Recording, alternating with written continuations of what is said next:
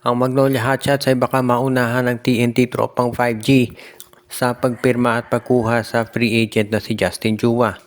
Ito si Justin Chua ay napapabalita na nagta-try out daw sa TNT ngayon, pero ang balita ay meron na rin daw o-offer dito Magnolia dahil gusto nilang makuha to bilang reserve big man dahil parang insurance ito ng Magnolia dahil ayaw na nila na magkaroon ng pagkukulang pagdating sa mga sentro.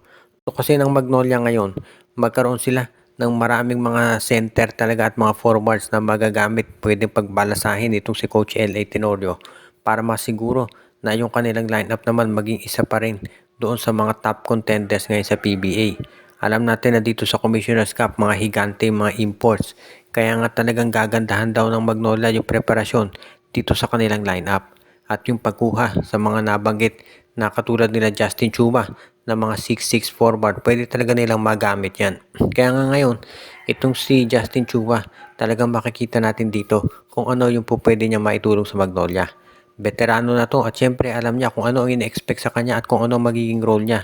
Kaya naman nasisiguro natin na magiging isa to dito sa kaabang-abang na makakatulong dito sa Magnolia. Bukod sa pagkuha sa free agent na si Justin Chua, meron pang mga ibang planong moves na gawin itong Magnolia. Pero sa ngayon mukhang ang gusto raw gawin ni priority ni Coach L.A. Tenorio, mapapirma muna to si Chua bago sila maunahan ng TNT. Kasi nga ang TNT mukhang interesado rin na ma-acquire ang nasabing player. So tignan natin kung matutuloy nga ito. Kung ikaw naman ang Magnolia, alam mo kung ano ang magiging requirement para dito kay Justin Chua at sa tingin ko makapagde-deliver naman to. Ilang taon na to sa PBA, marami na pang naglaro ang teams at ang dahilan kung bakit siya lagi nakakakita ng team ay dahil nga ito'y marami namang naiitulong kahit papano bilang isang backup center o power forward. Phoenix Fuel Masters ay patuloy itong ginagawa nilang preparasyon para sa darating na Commissioner's Cup at kabilang daw to sa gustong baguhin ngayon ng Phoenix Fuel Masters itong kanilang gagawing pag-handle sa mga players nila. Gusto rin nila na magkaroon ng dagdag na mga scorers para hindi na sila maiiwanan pagdating ng last 2 minutes. Kabilang daw sa mga interesadong kunin ng Phoenix ay itong si Chris Newsome mula sa Meralco Bolts.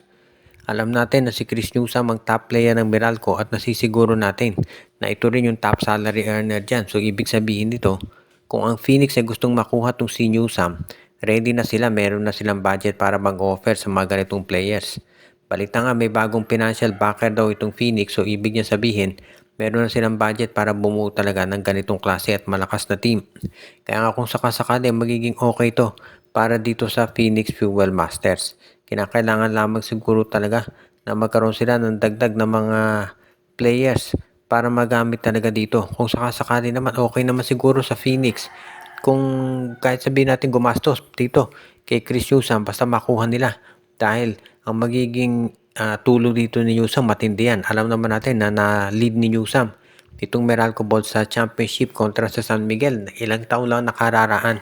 Kaya nga talagang pwede itong si Newsome dyan sa line-up ni Coach Charles Chu. Pero kinakailangan siyempre tanong sino naman ang ibibigay nila. Dahil hindi naman niya basta-basta ibibigay ng Meralco ng walang kapalit. Kaya nga ito pag-uusapan daw ngayon ng Phoenix at ng Meralco. Marami namang magagaling na player ng Phoenix na pwede nilang ibigay pero sa tingin ko hindi nila ibibigay si Kai Balungay para dito kay Newsome dahil mas bata ito si Kai Balungay, yan ang magiging cornerstone nila. So baka ito si Richie Rivero plus first round draft pick ang ibigay nila para dito kay Chris Newsome kung sakasakali nga na magkaroon ng agreement itong Meralco at itong Phoenix Fuel Masters pero wala pa sa ngayon.